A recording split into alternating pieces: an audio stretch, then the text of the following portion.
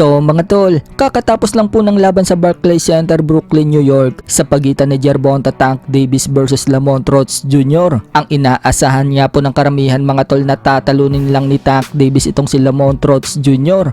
Iba po ang nangyari mga tol. Nauwi po sa majority draw ang kanilang laban. Umiscore po ang mga hurado ng 115 to 113 pabor kay Tank Davis at umiscore naman ang dalawang hurado ng 114 to 114.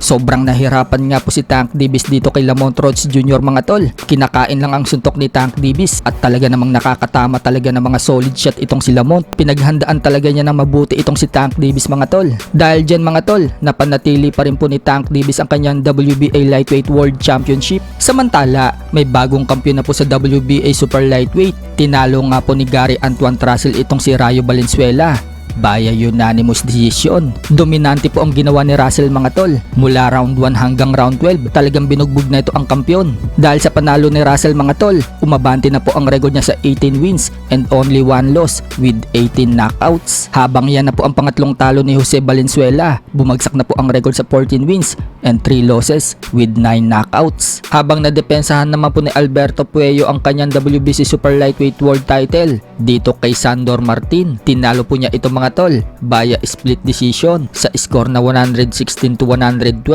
115 to 113 at 115 to 113. Dahil sa panalo ni Puello mga tol, nananatili pa rin po siyang walang talo. Umabante na po ang record niya sa 24-0 with 10 knockouts. Habang yan na po ang pang-apat na talo ni Sandor Martin sa professional boxing career niya, bumagsak na po ang record sa 42 wins and 4 losses with 15 knockouts. Sa kabilang banda naman mga tol, dahil tapos na po ang laban ni Gervonta Tank Davis at Lamont Roach Jr., tutungo naman po tayo sa laban ni Keith Thurman na magaganap na po sa March 12, kung saan haharapin po niya ang Australian fighter na si Brook Jarvis na magaganap sa baluarte ni Jarvis sa Australia. Nagbanta nga po ulit itong si Keith Thurman mga tol kay Jarvis at sinabing sana daw handa na si Jarvis dahil tatalunin daw niya ito. Maghanda na daw ang lahat dahil magbabalik na daw si Keith Thurman. Pinakita pa nga po ni Thurman mga tol na kondisyon na siya at mukhang walang injury ngayon, kaya walang magiging problema sa laban nila. Sa iba pang balita mga tol, matapos pong italaga si Filipino Carl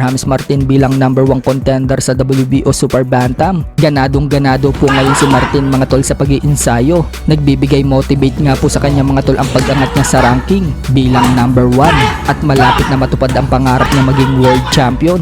Makikita sa training mga tol na focus siya at pinapalakas niya ang suntok niya dahil anytime mga tol, baka bigla na siyang mapalaban sa World Championship. Malalakas nga po na suntok ang binibitawan ni Martin mga tol at sinabi niya na pinapaintig daw niya ang pagsasanay at patuloy daw niyang pag-iigihan araw-araw ang training. Bagamat maraming haters itong si Martin mga tol katulad ni Casimero, nagiging motivation niya yan para mas lalo pa niyang galingan. Baka nga po isang laban na lang, world title na ang sunod na laban ni Carl Martin, kaya abangan po natin mga tol kung sino ang sunod niyang makakalaban.